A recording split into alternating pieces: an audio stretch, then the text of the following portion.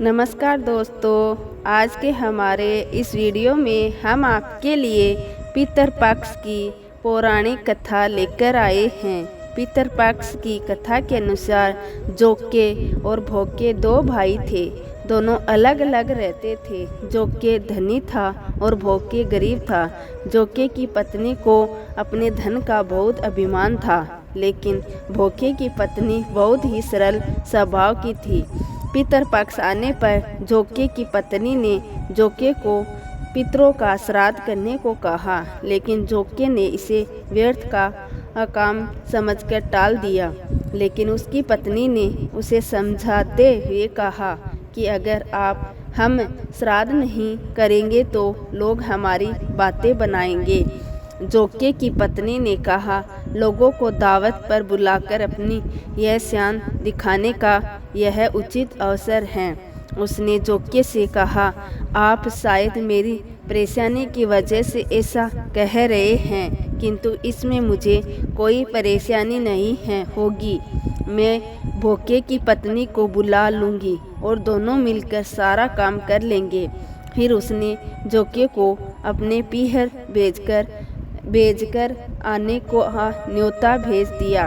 दूसरे दिन उसके बुलाने पर भोके की पत्नी सुबह सुबह आकर काम में जुट गई और उसने रसोई तैयार कर दी। बहुत से पकवान भी बनाए और फिर सारा काम काज कर अपने घर आ गई। आखिर उसे भी तो पितरों का श्राद्ध और तर्पण करना था। जल्दी ही दोपहर हो गई। पितर भूमि पर उतरे।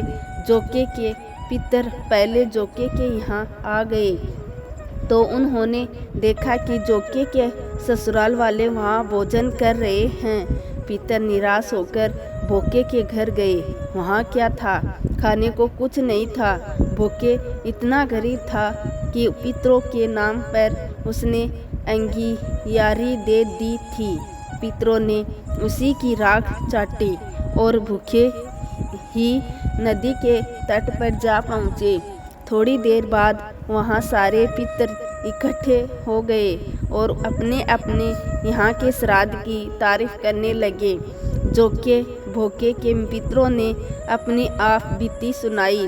फिर वो सोचने लगे कि अगर भोके समर्थ होता तो शायद उन्हें भूखा नहीं रहना पड़ता, मगर भोके के घर में तो 2 वक्त की रोटी भी नहीं थी। यही सब सोचकर उन्हें भोके पर दया आ गई और वे नाच नाच कर गाने लगे, भोके के घर धन हो जाए, भोके के घर धन हो जाए।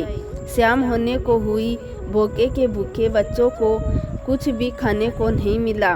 उन्होंने माँ से कहा, माँ हमें भूख लगी है। माँ ने बच्चों को कहकर टाल दिया, जाओ आंगन में होंदी मोदी रखी है, उसे जाकर खोल लो, उसमें जो मिले बांटकर खा लेना। जब बच्चे आंगन में पहुँचे तो उन्होंने देखा कि होंदी तो मोहरों से भरी हैं। वो दौड़े दौड़े माँ के पास पहुँचे और माँ को सारी बात बताई।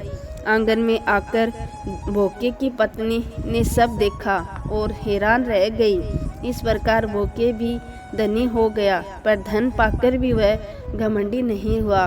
दूसरी साल जब पितृपक्ष आया, श्राद्ध के दिन भोके की पत्नी ने खूब सारा पकवान बनाए।